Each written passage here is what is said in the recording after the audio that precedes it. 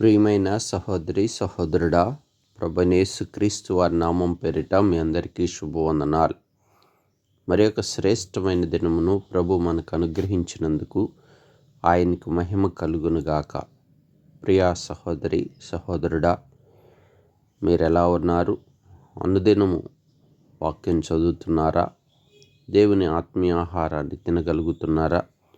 మీ బ్రతుకులో భౌతికమైన ఆహారంతో పాటు వాక్యమనే ఆహారమును భుజించి మీ ఆత్మీయ జీవితాన్ని వాక్యమనే ఖడ్గం మీద కట్టుకోగలుగుతున్నారా? అయితే ఈ అనుభవం చాలా గొప్పది. ఆ వాక్యము మిమ్మల్ని బ్రతికిస్తుంది. ఆయన వాక్కు శ్రేష్టమైనది. ఈ ఉదయకాలము పరిశుద్ధ గ్రంథంలో నుంచి ఒక మాట చదువుకుందాం. 119వ కీర్తన 105వ వచనాన్ని చదువుతున్నాను. నీ వాక్యము నా పాదములకు దీపము, నా త్రోవకు వెలుగై ఉన్నది. ప్రియ సహోదరి సహోదరుడు, ఇక్కడ వాక్యమును గురించి చెప్తున్నాడు దావీదు భక్తుడు. ఆ వాక్యము మన పాదములకు దీపము, మన త్రోవకు వెలుగు. అనగా వాక్యము వెలుగు, దీపము. వాక్యం మనల్ని వెలిగిస్తుంది, వాక్యం మనల్ని బ్రతికిస్తుంది, మన త్రోవలను సారాళము చేస్తుంది. అవును కదా. ఆదియందు వాక్యముండెను, వాక్యమే దేవుడై ఉండెను. ఆ వాక్యమే కృపాసత్య సంపూర్ణుడిగా మన మధ్య నివసించుచున్నాడు. ఆ వాక్యమే శరీరధారిగా ఈ లోకానికి వచ్చాడు. అవును జయప్రియ సహోదరి సహోదరుడా, వాక్యము మనల్ని అన్ని విధాల ఆదుకుంటుంది. అది శ్రమలలో బాధలలో మనకి నెమ్మదినిస్తుంది. అవును కదా. మన ఆత్మీయ జీవితంలో మరి ఎన్నో అబద్ధ బోధలు ఉన్నటువంటి దినాల్లో మనము క్రైస్తవ జీవితాన్ని కొనసాగించుచున్నప్పుడు మనకు ఆధారం ఏంటి? మనల్ని నడిపించేదేంటి? మన బ్రతుకులో క్షేమమునిచ్చేదేంటి? మనల్ని చక్కని త్రోవలో నడిపిస్తూ మనల్ని కట్టేటువంటిది ఏంటంటే దేవుని యొక్క వాక్యమే కదా. అవును కదా. ఆ వాక్యము మనల్ని అన్ని విధాలు కూడా ఆదుకొని బలపరుస్తుంది. ప్రియా సహోదరి సహోదరుడా, అందుకే మన పితరులు చెప్తారు, మేము దేవుని నుంచి ఏది విన్నామో, ఏది చూసామో, ఏది మా చేతులు తాకాయో అవే మీ కొరకు మేము సిద్ధపరిచి తెలియపరుస్తున్నాం. అవును కదా. వాక్యపు వెలుగులో మన త్రోవలను కట్టుకోవాలి. అనేకమైన శోధనలు, మరి ఐహిక విచారాలు హెచ్చుగా ఉన్నటువంటి దినాల్లో, మరి అబద్ధ బోధలు ఉన్నటువంటి దినాల్లో మన ఆత్మీయ జీవితాన్ని పాడు చేసే సాతాను దుష్టుడు లోకంలో ఉంటుండగా మనల్ని చక్కని త్రోవలో నడిపించేది ఆ వెలుగే గనుక ఆ వాక్యపు యొక్క వెలుగులో మనల్ని పరిశుద్ధపరచుకోవాలి, పవిత్రపరచుకోవాలి. ఆ వాక్యం చేత మన ఆత్మీయ జీవితాన్ని చక్కగా కట్టుకోవాలి. అనుదినము ఆయన స్వరం వినాలంటే ఆ వాక్కు పరిశుద్ధ గ్రంథం, ధర్మశాస్త్రం మరి బంగారం కంటే వెండి కంటే మరి శ్రేష్టమైనది. చుంటు తేనె కంటే మధురమైన మాటలు పరిశుద్ధ గ్రంథంలో రాయబడ్డాయి. అది నీకు తెలివిని, జ్ఞానమునిస్తాయి. అది నీ బ్రతుకులో నీకొచ్చిన శోధనలో అది నిన్ను తప్పిపోకుండా నిన్ను కడుతుంది.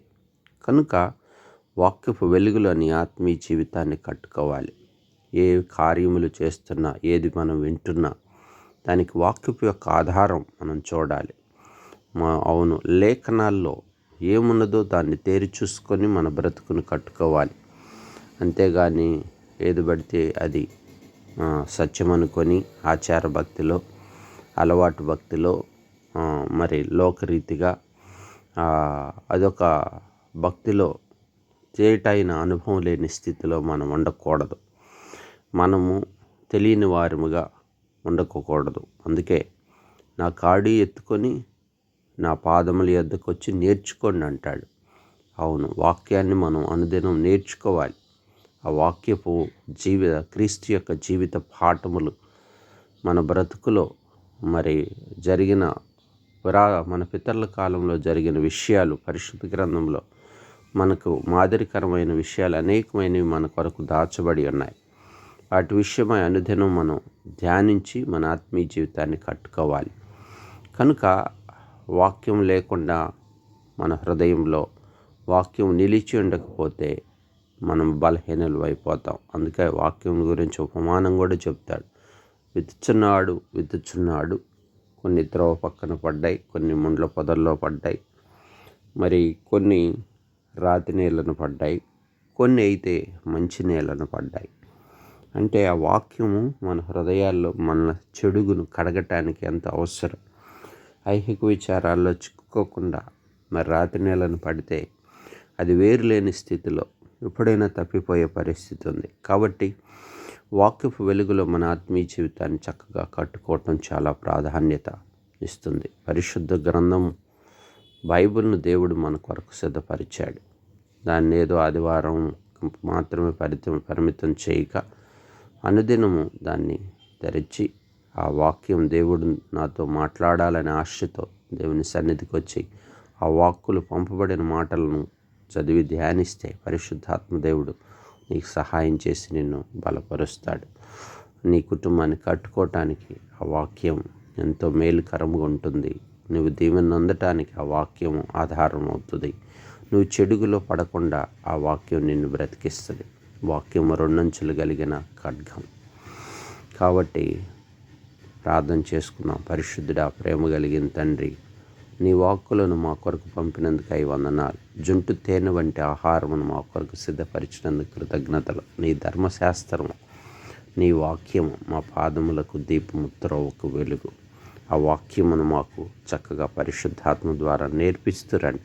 ఆ వాక్యం అనే కట్టడల మీద మా ఆత్మీయ జీవితాన్ని కట్టుకొని తొలగిపోకుండా రాకడ కొరకు మేము సిద్ధపట్టుకు మెండైన ఆశీర్వాదములను, దీవెనలను మా కుటుంబాలు పొందుకున్నట్టుకు సహాయం చేయమని మీ చేతికి అప్పగించుకుంటే దినమంతా మీ కృపలో బలపరుస్తురండి.